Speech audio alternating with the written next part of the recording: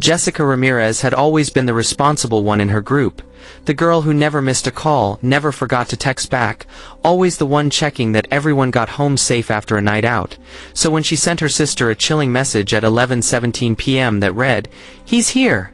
If anything happens, I love you," and then vanished into the cold October night, it sent shockwaves through their entire community in Sacramento, California, because the message wasn't followed by a call, another text, or even a goodbye. And the next morning, when Jessica's phone went straight to voicemail and she didn't show up for her 8 a.m. shift at the veterinary clinic where she worked, her younger sister Camila knew something was terribly wrong.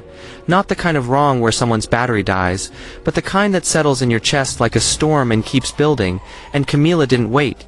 She drove straight to Jessica's apartment, only to find the door unlocked, the lights still on, her favorite hoodie still draped across the couch, and her half-drunk cup of herbal tea cold on the windowsill, her phone nowhere to be found, her shoes still by the door, and worst of all, no Jessica, no note, no sign of a struggle, just a sick feeling in the air like the place had been frozen in time from the exact moment she'd left or been taken.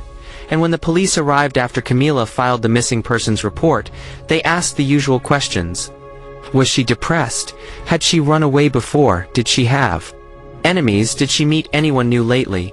And Camila told them about the text, about how Jessica had been seeing someone new, someone she met on a dating app named Ryan, a man she hadn't even introduced to her family yet, someone she'd only gone on 3 dates with but had recently grown distant about, and how just 3 days before, Jessica had confided in Camila that Ryan had a temper, that he didn't like her texting other guys, or even spending time with her co-workers, and how after a minor argument over dinner, he'd followed her back to her place even though she asked him not to. But Camila didn't think it was serious enough then to call the cops, because Jessica had assured her she could handle it, that she wasn't scared, and that she'd probably just stop seeing him altogether.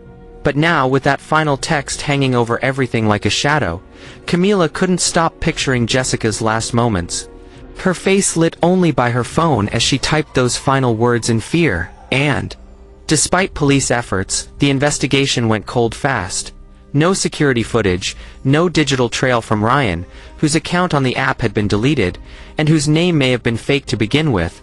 And 2 weeks passed without any solid leads, until a homeless man scavenging near the American River found a silver phone case lodged between 2 rocks, cracked and water-damaged but still recognizable as Jessica's by the sticker of her cat, Luna. And when the forensic team pulled data from the phone, they found one unsent message in her drafts folder. "I think he's going to hurt me," which investigators believe she was trying to send moments before she disappeared, but either lost service or was interrupted. And suddenly Ryan wasn't just a person of interest. He was the only suspect in what now looked like a planned abduction, but with no last name, no photo, and no digital fingerprints. They were back at square one, until Camila remembered something odd. Jessica had told her that Ryan worked with animals too, possibly in wildlife rescue or pet training, which gave detectives a new angle. And they started combing through local animal shelters and rescues for any Ryans with criminal records or suspicious histories.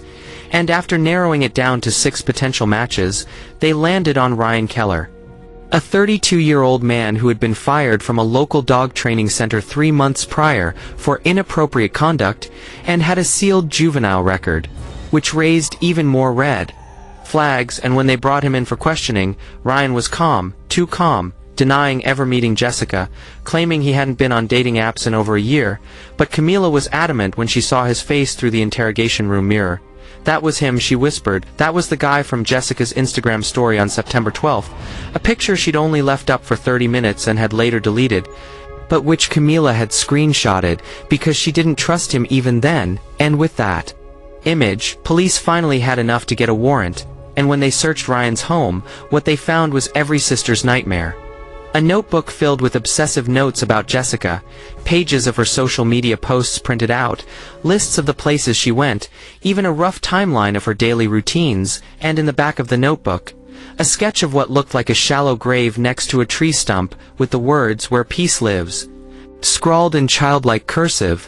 And within 2 days, a search team using cadaver dogs found disturbed earth matching the sketch 14 miles from the city, and buried beneath it, wrapped in a blue tarp, was the body of Jessica Ramirez, still wearing the same cardigan she'd worn the night she vanished, and though the pain of that discovery shattered her family, it also brought them a kind of closure, the cruel kind, the kind that means you no longer have to imagine her suffering because you know now.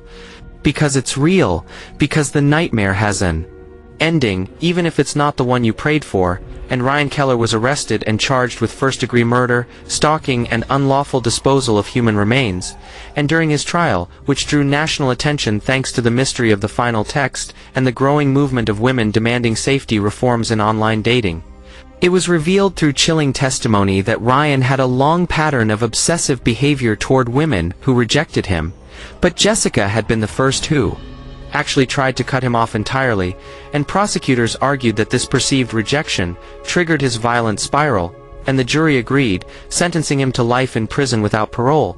But for Camila and the rest of Jessica's loved ones, justice came wrapped in grief, because nothing could bring back the girl who once sang along to Taylor Swift in the car, who made everyone laugh during family dinner, who never left a text unanswered, except one, that final draft that never sent, that final message frozen in time like her voice crying out from the dark.